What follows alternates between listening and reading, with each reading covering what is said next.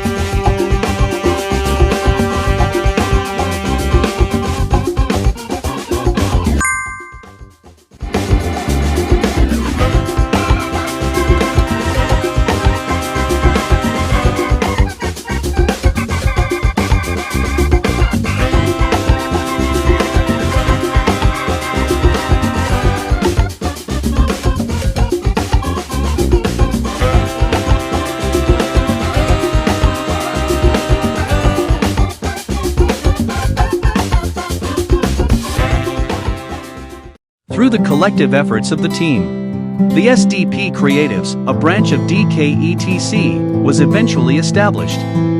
The SDP Creatives will work under the banner of DKETC, which will focus on the implementation and further development of the different materials and activities included in the modular programs. Also, the SDP Creatives will be dedicated into further exploring other options in the future that will allow and give our clients the opportunity to receive indirect services targeting other areas and domains within the convenience of their homes.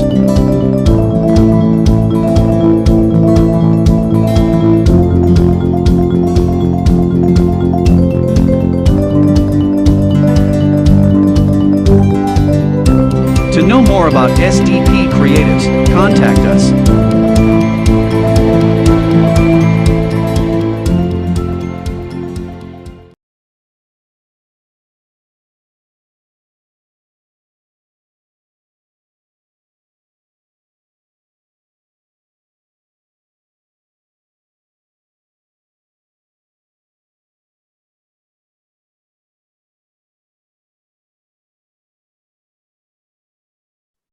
Okay, good afternoon, everyone.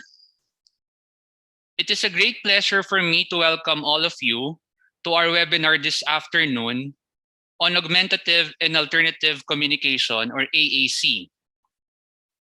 I wish a warm welcome to all the participants today, and a special welcome to those who are outside Negros Occidental for taking the time to learn with us this evening.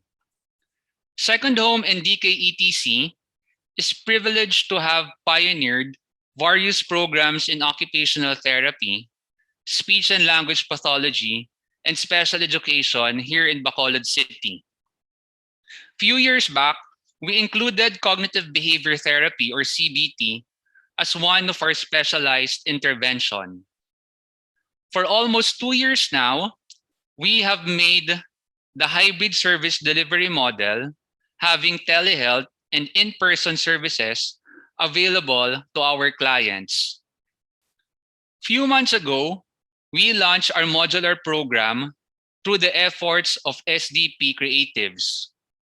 And today, we are proud and very excited to introduce AAC as an additional service to our constantly evolving services. This will be the first AAC program in the entire Western Visayas. Our webinar for this evening is held in conjunction with the celebration of AAC Awareness Month. And we are blessed to have our senior speech and language pathologist, teacher Rianne Ramirez, who is a certified speech and language pathologist and a certified AAC practitioner as well, to share to us her knowledge and expertise in discovering AAC and inclusive communication. On behalf of our team, I would like again to thank everyone and let us all learn together in this webinar. Thank you.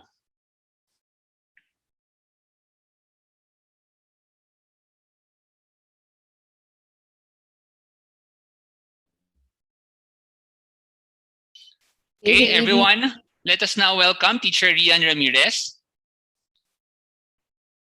All right, thank you, Teacher DK. So tonight, we will be discovering AAC and inclusive communication. I'd like to thank everyone for being here tonight. So this presentation will be divided into 2 segments. And these are the topics for both segments.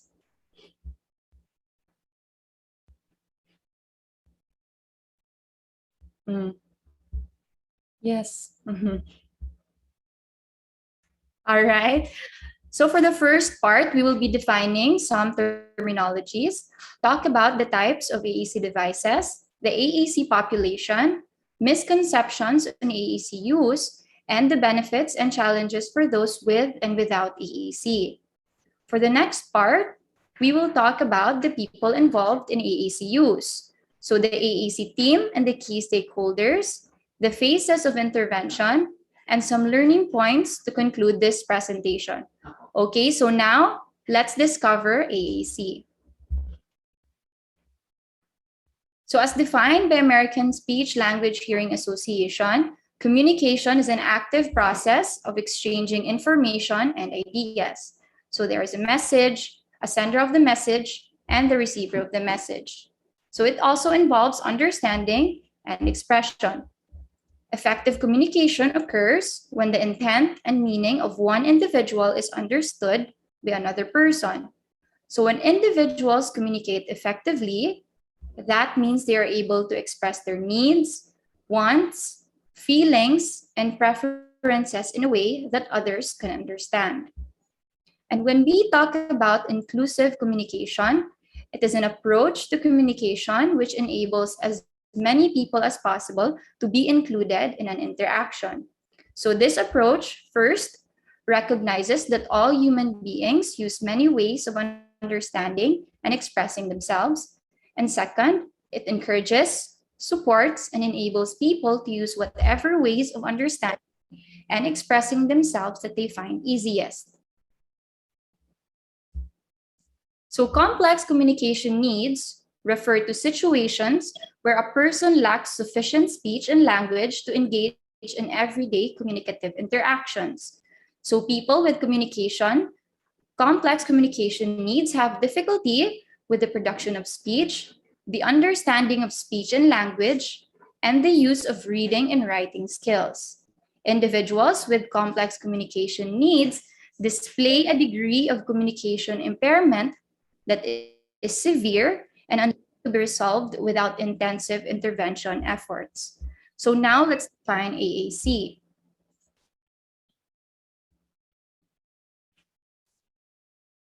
AAC stands for Augmentative and Alternative Communication.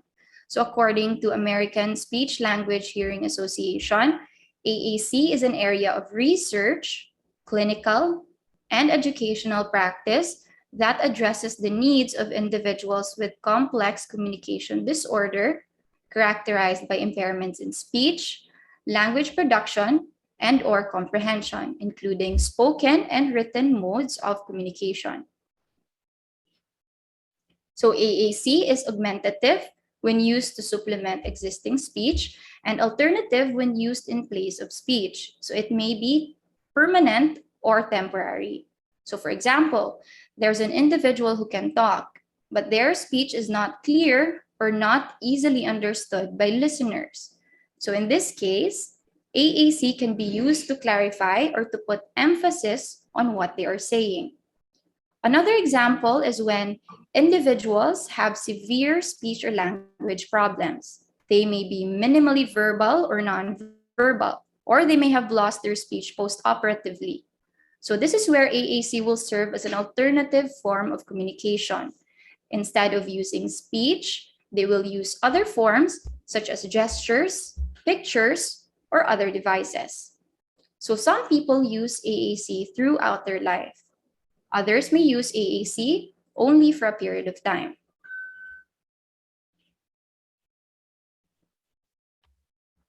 And another definition by the International Society of Augmentative and Alternative Communication, AAC is a set of tools and strategies that an individual uses to solve everyday communicative challenges. So communication can take many forms, such as speech, a shared glance, text, gestures, facial expressions, touch, sign language, symbols, pictures, speech-generating devices, and so on. So AAC falls under the broader umbrella of assistive technology, or the use of any equipment, tool, or strategy to improve functional daily living in individuals with disabilities or limitations. Now let's talk about the types of tools and devices that are used.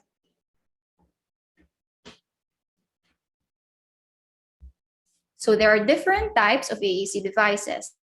Unaided AAC include facial expressions, body language, gestures, sign language, writing, and drawing. So these do not require special materials or equipment, whereas aided AAC options do. These include communication boards, speech-generating devices, or AAC apps on mobile devices. So if you can see, the first picture uses gesture for eat, and the next one are sign languages. And then the next picture has texts and symbols from a high-tech or speech-generating device. So the icons on top are the symbols with language representation. Smiley face, which represents happy, heart for favorite, food items to represent the category food. And down here is a low-tech AAC, which is a communication board, which still has symbols but has no speech output, unlike the first one. And the last one is another example of a high-tech device with an installed AAC application, like the first high-tech device. So it has multiple symbols in a specific grid size. So these applications can also be organized categorically, which explains the color-coded symbols. Yellow symbols are pronouns, green ones represent actions. So when you ask which one is best for your child, there is no one-size-fits-all AAC system, as it is based on the individual's needs. So now let's move on to the AAC population. As what was defined earlier, individuals who use AAC or those with complex communication needs have an impairment or a limitation in speech, language, reading, and/or writing. So these can be caused by congenital disabilities or acquired disabilities. Congenital disability is a medical condition that is present at or before birth. So examples of congenital disabilities include autism spectrum disorder, cerebral palsy, intellectual disability, developmental apraxia of speech, and genetic disorders. Acquired disability, on the other hand, occurs after birth. It can be caused by an accident or incident causing injury or illness. Examples include cerebrovascular accidents, commonly known as stroke, traumatic or acquired brain injuries, neurodegenerative diseases, disabilities following surgeries, and temporary conditions for patients in critical care settings. So to answer the question, who is it for? All individuals are considered candidates for AAC intervention as long as there is a discrepancy between their communication abilities and their communication needs. So it may take some time to establish a means of communication via AAC, but the time and effort involved should not be a reason for exclusion from intervention. Unfortunately, there are still many misconceptions about AAC that exist today. Parents often have questions and concerns about the impact it will have on their child's language development. So, here are some common misconceptions about AAC. AAC is only used by people who cannot communicate verbally. AAC will delay speech development. We should wait until a person is ready to use AAC. The primary goal of communication is to express needs and wants. And lastly, we should not overwhelm somebody to access many symbols. So now we will go through each one of them and let's see what research will say about it. So first, AAC is only used by people who cannot communicate verbally. So minimally verbal school-age children can make significant and rapid gains in spontaneous spoken language in an intervention that focuses on joint attention and play skills and incorporates a speech-generating device. In another research, AAC use is also viable for supporting and increasing young children's communication attempts and early language development. AAC devices have even shown to be productive in children as early as 12 months. Next one is AAC will delay speech development. So this is also a myth, as studies show that AAC aids in the growth of spoken language development rather than hindering it. So parents often assume that when therapists introduce AAC, we are giving up on verbal communication. After years of research, studies have shown that AAC will not hinder or stop further speech development. In fact, there is emerging research to the contrary, that high-tech speech-generating devices may aid in further speech development. High-tech devices provide children with auditory feedback and a consistent model to make verbal attempts. So using AAC does not guarantee that they will eventually communicate verbally, but it also does not hinder or stop further speech development. Next one is we should wait until a person is ready to use AAC. So this is a myth because the time is now and the right to communicate is a basic human freedom. According to ASHA's position statement, no individuals should be denied this right, irrespective of the type or severity of communication, linguistic, social, cognitive, motor, sensory, perceptual, and or other disabilities they may present. In another research, there are no prerequisite skills for AAC. You do not have to be a particular age to be eligible for AAC. There are no behavioral or cognitive prerequisite skills that need to be demonstrated before AAC can be introduced. So AAC is not necessarily a last resort, but rather a first line of intervention that can provide a firm foundation for language development. So postponing the consideration of AAC strategies when behaviors and physical conditions suggest high risk for delayed or impaired speech can be detrimental to a child's long-term speech and language development. Because research says that AAC can really open the door for the child's overall developmental progression.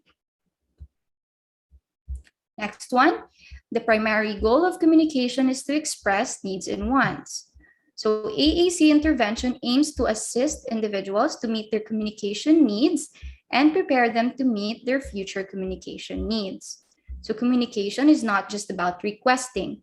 With AAC, we want users to be able to exchange information, build relationships, develop social closeness with others, and engage in social interactions. The goal of AAC is to use the most effective communication possible in order to communicate for different purposes in a variety of contexts. Next one, we should not overwhelm somebody to access many symbols. So according to research, Typically, developing children have access to all the sounds of their language by 6 months of age and use them appropriately. The same concept goes for people communicating with symbols. Evaluation by an AAC specialist, as well as coordination with other intervention partners like our occupational therapists, are also important to gather objective data pertaining to an individual's perception, language, and environment. Okay, so for the last part of this segment, let's look more into what research says regarding the benefits of AAC. So first, to help improve speech and language through a multimodal approach. So again, multimodal means using more than one form or mode of communication. You can combine gestures, changes in facial expression, and also symbols. So this approach allows learners to make the most of their abilities and skills. Studies suggest that learners using multiple modes of communication had fewer communication breakdowns, or their messages are easily understood. They were also able to communicate better with their partners. So even us, we tend to use gestures, facial expressions combined with our speech to make ourselves understood. A nod, a change in facial expression and body language. We constantly use different means to communicate. Similarly, individuals with complex communication needs should be encouraged to use multiple communication modes so that they can also effectively express themselves. Next one, AAC decreases challenging behaviors that are due to communication breakdowns. So communication breakdown happens when an individual has difficulty expressing oneself, or when what the individual is trying to express is not understood by the listener. So studies have also shown that children engage in inappropriate behaviors due to difficulties in expressing themselves. So giving them access to communication, maybe through gestures, words, or symbols, will allow them to communicate their intent, thus reducing inappropriate behaviors. So it is also very important to work with your OTs to further understand the nature of a particular behavior. And then the last one, AAC can aid in the development of language, specifically increase vocabulary and increase use of multi-symbol utterances and development of grammar. So for the first one, since AAC uses a multimodal approach, an individual can easily grasp the meaning of a concept when he or she hears it and sees a gestural and graphic representation of it. So for example, they hear eat and sees a gesture of someone eating and a photo of a person eating. Another one is increase in multi-symbol utterances and development of grammar. So some AAC devices have features like word prediction to support the development of grammatical knowledge. Additionally, when individuals are taught how to combine symbols to construct sentences, the sequence symbols that they will see will allow them to have the visual support that can aid in increasing their knowledge about word order or grammatical structures. So aside from research, people who use AAC also describe some benefits. These include the following. So stronger friendships and deeper relationships, richer, more frequent social interactions, increased autonomy and decision-making power over their own life, increased independence, more respect from others, greater participation in their family lives and communities, improved information sharing with physicians, improved personal safety in a variety of care settings, such as hospitals or long-term facilities, more employment and volunteer opportunities, and lastly, improved physical and mental health. So there are also challenges for those without AAC. People who use AAC say that prior to having a communication system, they experienced more social isolation and loneliness, increased frustration in acting out with loved ones, greater vulnerability, especially when alone in a care setting, feeling shut out of important decisions over their own life, And lastly, an ability to show what they know or what they can learn. All right, so those are just some of the benefits and challenges experienced by those individuals with and without AAC. So this is the end of the first segment. So during our short break, a video will be presented showing the testimonies of AAC users and their families. So we will see you again in a few minutes.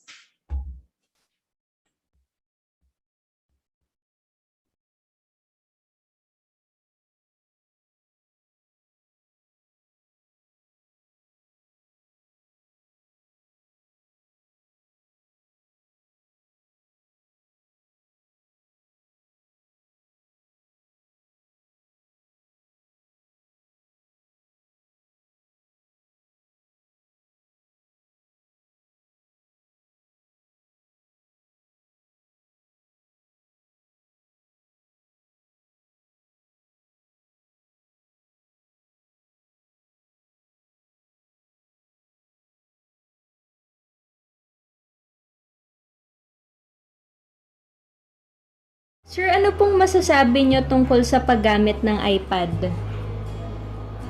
Sa palagay ko, mainam gamitin ng iPad sa pakikipag-communicate sa mga tao.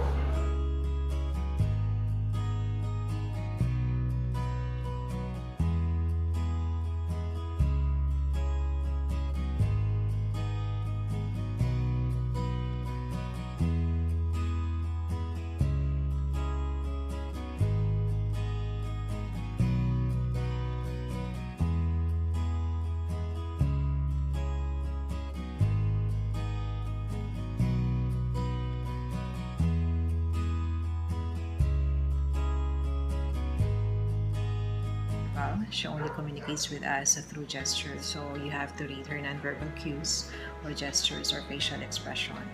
And yung pag may gusto siya, dinadala niya kami doon. Dali niya yung kamay namin dito sa kunwari phone. Pag ayaw naman niya, itutulak niya.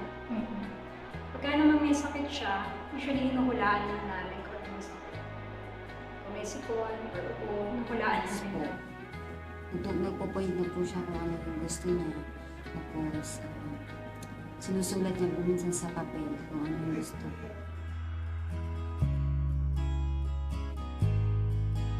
When AAC was first introduced to us, we were quite hesitant because as much as possible, we don't want something to be exposed to gadgets. I heard about that application on the internet before, and we think it's great because it has an audio. I want to buy egg surprise. I want to buy egg surprise. Parang, ang ano ko po, gusto ko matuto ng ano.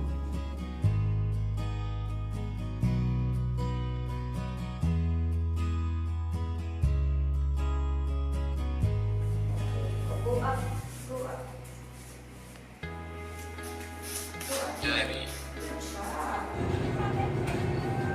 Ice cream. I want to buy ice cream. Ah, you want to buy ice cream? Okay, sige. You get the ice cream. Bigla lang po nagsasabi siya ng salita. Ano po yung mga sample po nun? Nasasabi niya po rin yung crackers. Yung gumaganon lang siya. Parang po. Pero ngayon po nasasabi niya, crackers. His developmental pediatrician was very happy. First came to her, his expressive language was almost zero. But now, he can at least express what he wants in complete sentences. I want to. S L I D E.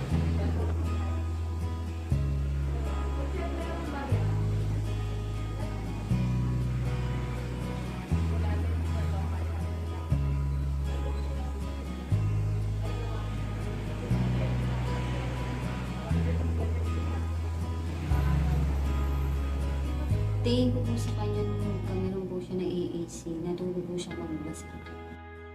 Ano po naririnig yung voice niya, pero pagka nalabas po kami, naiintindihan niya po yung mga nakikita niya. Right now, I am happy that he knows how to use the keyboard when the icon is not present or hidden. It doesn't only develop his expressive language but also spelling and literacy as well.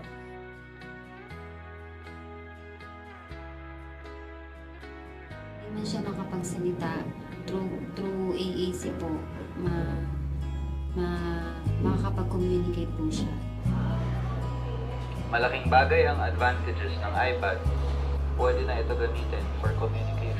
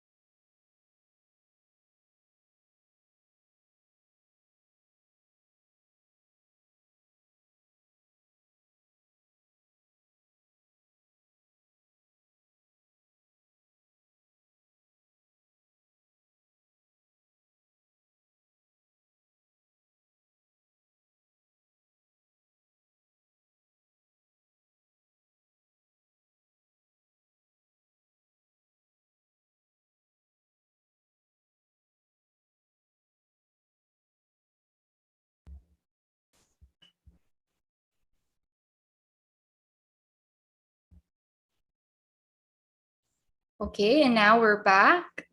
Now, let's talk about the team members who play significant roles in AACUs.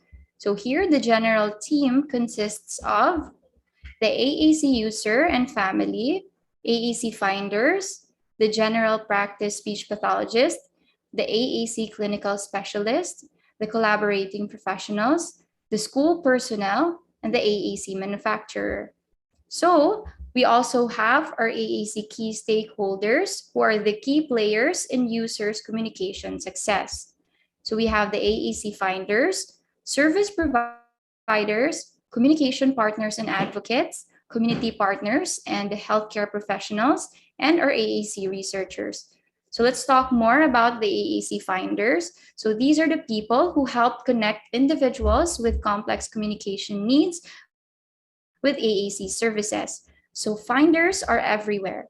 They may be professionals in a position who are in a position to consider the person's current communication needs and make a referral or recommendation for AAC. They can be clinicians, or doctors, rehabilitation staff, occupational therapists, physical therapists, even speech therapists with less experience in AAC. Educational teams are teachers, school administrators, educational assistants, also our family, friends or peers, and support organizations. So all of our attendees tonight can be an AAC finder. So to know when to refer a potential AAC user, you can use the AAC Finders Checklist to do that. So here's what it looks like. So a link of the checklist that you can easily download will be sent through the Zoom chat box. Okay, so moving forward. So let's talk about the phases of the intervention process. So we have the assessment, and then the second step is the intervention planning and the intervention implementation. So during assessment, these are the information that we gather.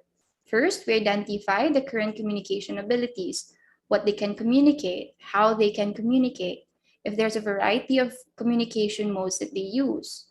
Next one is the assessment of linguistic understanding. So the vocabulary and concepts that they understand, their processing skills. And then the assessment of physical abilities, their gross or fine motor skills.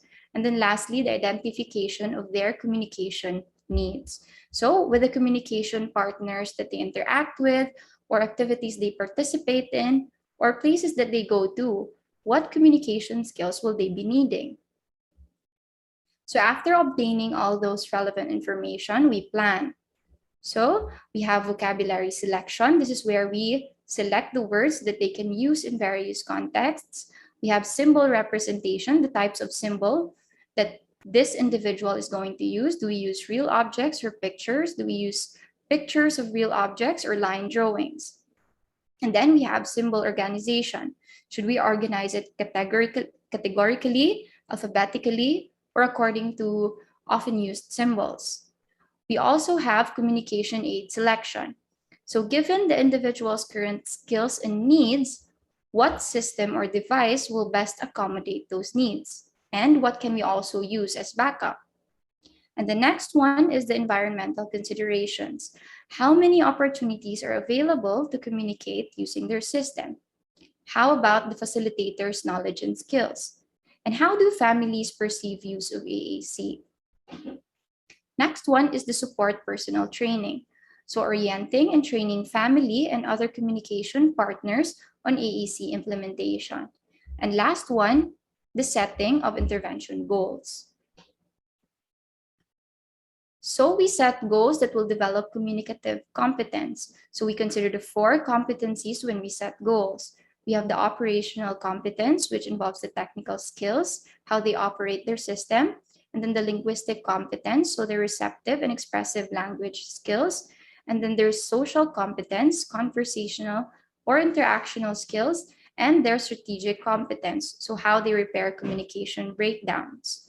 So with the goals that we set, the ultimate outcome should be involvement and the sharing of meaning in everyday life situations. So yes, we want to create competent communicators, and as we talked about inclusive communication, we also want to create an environment that will support and recognize the ways that those individuals choose to express themselves. Because inclusion is a way of life, a way of living together, and that is based on the belief that each individual is valued and belongs. And an individual also has his own rights. And for the last phase of intervention, okay, so this is where we start implementing different strategies and explore how they respond to those strategies. So some strategies include, first, communication opportunities. How do we provide communication opportunities to request or to get attention, to ask for assistance? And then we also have the use of multimodal approach. So using various modes of communication. And then implementation of aided language stimulation. So aided language stimulation means, okay, a language stimulation approach in which the facilitator points out picture symbols on the child's communication display in conjunction with all ongoing language stimulation. So through the modeling process, the concept of using the pictorial symbols interactively is demonstrated for the individual. So essentially, aided language stimulation is actively modeling AAC use while also speaking to an individual. So any individual who is considered a communication partner can provide aided language stimulation. So this includes parents, siblings, caregivers, teachers, and friends. So why is this important? So if you think about it from the perspective of young children learning how to talk, this type of modeling makes a lot of sense. So when babies are born, they are spoken to constantly without any expectations that they will talk back until they are 12 to 18 months old. So if you want to help an AAC user develop language, they need that exposure to their language as well. They need adequate time to have language modeled to them in a way that they will communicate. They also need language modeled to them without the expectation that they will always provide a response. Additionally, many AAC users have developmental or intellectual disabilities, which means they need even more modeling and time to acquire language than a typical peer. See, so if you use my talker, then I will also learn how to use my talker.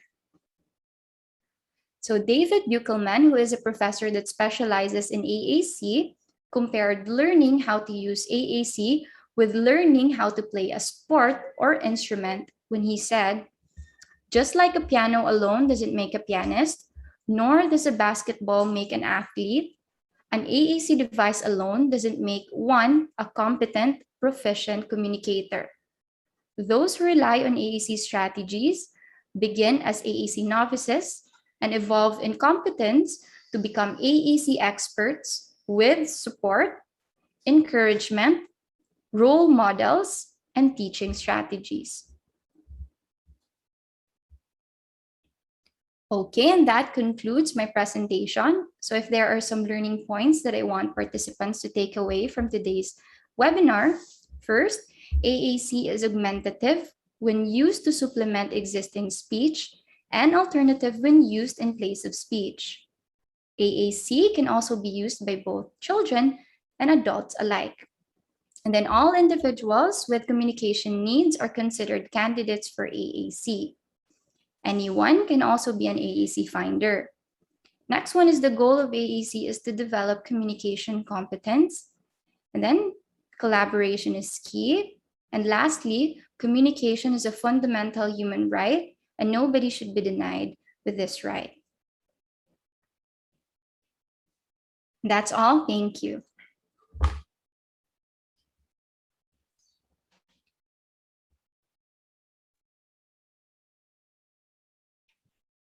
Hello, everyone. Good evening. I'm Teacher Chin. I'm sorry I couldn't join you earlier because of some connectivity problems, but now I'm here to help moderate the question and answer portion of our webinar. So we thank you for sending in a lot of questions, especially during pre-registration. And as much as we want to answer all of them, we've selected 3 to 4 that we feel like would cover all the other questions that have been sent in. So for the first question that we would like to ask Teacher Rianne, one of our attendees asked, for those clients with financial limitations, internet connectivity issues, or non-tech savvy, what AAC systems can you recommend? Okay, thank you, Teacher Jen. So first, they need to be assessed. So we need to identify their current communication abilities and their needs. And then we feature match those with the AAC options that can best accommodate their skills and needs. And then we can match those with low-tech options. But should this individual best benefit from a high-tech device, we can make arrangements, and if it's possible, we can refer this client to an organization that can support low-income families, like Team AAC. Okay, thank you very much, Teacher Rianne. So for our second question, another attendee asked, do the principles of teaching AAC differ when one is managing developmental cases versus those who acquired their difficulty in communication abilities? Yes. Individuals with congenital disabilities or developmental disabilities are acquiring language while using AAC strategies. So for this population, AAC not only represents the existing knowledge, but also aids in expressive and receptive language acquisition. Whereas for those with acquired disabilities, their needs will vary and may change over time, depending on the intactness of their language and cognition at the time of injury, as well as the onset and progression of their disease. Okay, thank you very much. Okay, we have a third question, and it says, what are the challenges expressed by parents or professionals with the use of AAC in this time of the pandemic, and how can they be addressed?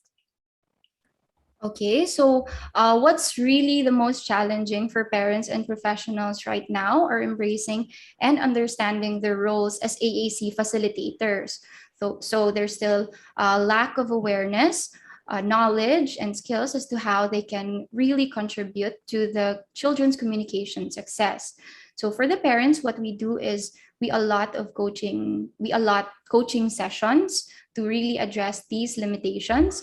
And since the pandemic started, parents have juggled with multiple roles. So they are parents, employees, teachers, and so many other roles that they currently take. And now, taking up a new role can be really challenging. So we also need to be more lenient and considerate about that. As for the professionals, There should also be an orientation and ongoing training, so we continuously address challenges that are experienced during their sessions, and to also equip them with multiple strategies that will help them better facilitate AAC use. Okay, thank you very much. And we have one more question, and that is, what is one of the common reasons why children stop using their devices? Yes, so this is also a good question. Many times, individuals are provided with AAC devices and are expected to communicate using these systems with limited background knowledge or information. So there may be some instruction and education provided to AAC users and their communication partners, but not all users become proficient communicators. So this can be really frustrating to both the users and their families or their partners, which is why some individuals abandon their devices. So often this is not due to the individual's inability to learn how to communicate functionally, but rather due to the lack of education and opportunities to do so. So learning to use an AAC system effectively will really require a lot of intervention time, and it is also a systematic process.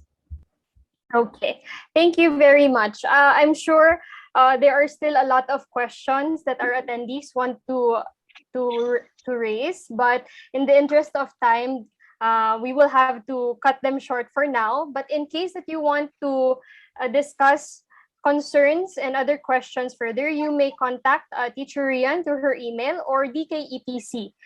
We will provide you with an email address so that we may entertain any further questions or concerns you may have regarding this webinar. Okay, so thank you very much, Teacher Rianne. I hope that our attendees have learned a lot from this talk. I see, looking through the participant list or registration list, I see a lot of familiar names, but there are also a lot of new names today. So for the returning parents, teachers, attendees, thank you for joining us once again. For those who are new, I hope you enjoyed and learned a lot from your first virtual gathering with DKETC. After today, we hope that this has become the first of many that you will attend with us. We hope also for everyone that after this talk, you are now more open-minded to consider other forms of communication, though especially those that are not necessarily verbal. And I hope that this talk also inspires you to communicate more and be more creative and resourceful in how you go about it. So